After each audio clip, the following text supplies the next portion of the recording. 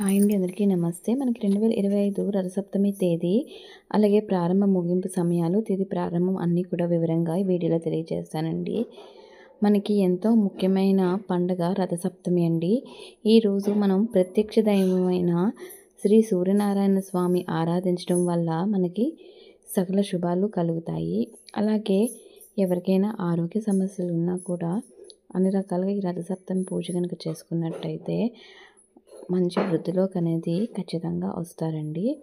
అలాగే ఈ రథసప్తమి పండుగ ఎవరైతే రోజున స్వామివారి ఎదురుగా, అంటే సాక్షాత్తు ఆ సూర్యభగవాను ఎదురుగా పాలు పొంగించి స్వామివారికి నైవేద్యం సమర్పించి పూజ చేసుకుంటారో వాళ్ళకి అన్ని విధాలుగా కూడా శుభ ఫలితాలు అయితే కలుగుతాయండి ఖచ్చితంగా. అండ్ ఎవరైతే ఈ సూర్యనారాయణ స్వామి ఆరాధిస్తారో అన్ని కార్యక్రమాల్లో కూడా ఎటువంటి పరాజయం అనేది కూడా మీకు దరిచేరదు. ఏ పని చేసినా కూడా అందులో విజయమే లభిస్తుంది.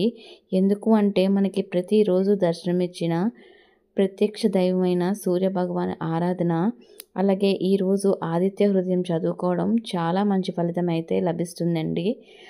ఎవరైతే ఈ రథసప్తమి అనేది ప్రారంభిస్తారో లేదా చేస్తూ ఉంటారో వాళ్ళ జీవితాలు ఖచ్చితంగా ముందుకి మంచి ఫలితాలతోటి మంచి గమ్యానికి చేరుకుంటారండి. ఎటువంటి కోరికలైనా కూడా ఖచ్చితంగా వ్యాపారంలో కానీ, ఆరోగ్యపరంగా కానీ అన్ని విధాలుగా కూడా శుభ ఫలితాలు అయితే లభిస్తుంది.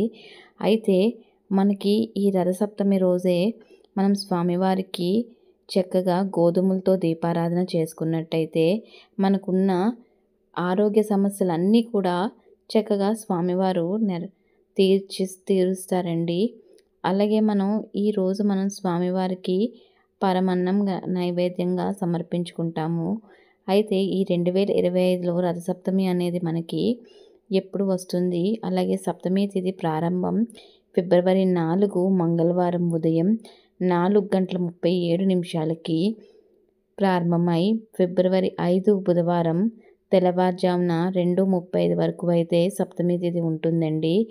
అయితే మనం ఏదైనా సరే పండుగ సూర్యోదయంతో చేసుకుంటాం కాబట్టి మనకి ఈ 2025 సంవత్సరంలో ఫిబ్రవరి 4న మంగళవారం నాడైతే రథసప్తమి అనేది జరుపుకుంటామండి. చూసారు కదండి. మీకు ఏమైనా డౌట్ ఉంటే కింద కామెంట్ చేయండి. థ్యాంక్ యూ అండి వీడియో నందుకు. నమస్తే. మరొక మంచి వీడియోతో మీ ముందుకు వస్తానండి. అలాగే ఇలాంటి మరెన్నో ముఖ్యమైన పండుగల గురించి, రోజుల గురించి ఛానల్లో వీడియోస్ అయితే క్లియర్గా అయితే ఉంటాయండి. అలాగే మరొక మంచి వీడియోతో మీ ముందుకు వస్తాను. నమస్తే అండి.